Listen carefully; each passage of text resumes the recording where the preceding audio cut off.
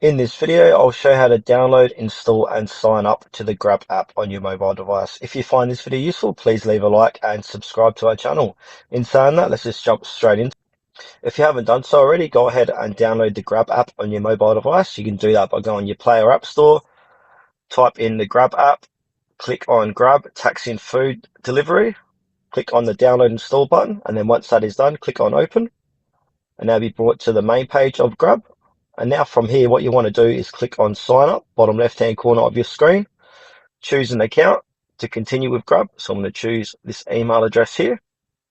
As you can see, it's creating your account. You've got to continue with a phone number. So I'm going to continue with my phone number. You can jot it in here too.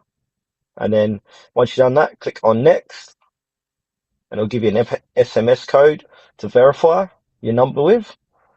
So as you can see, it's automatically verified. You can change your name here if you want. So I might change my name to T-Wiz and then click onto next. And click on why using the app or only this time. And then it'll say here, hello, where would you like to go? So choose your country. And once you've done that, you've successfully created your Grab app account. So as you can see here, I'm into account T-Wiz. You can change your user profile here if you like.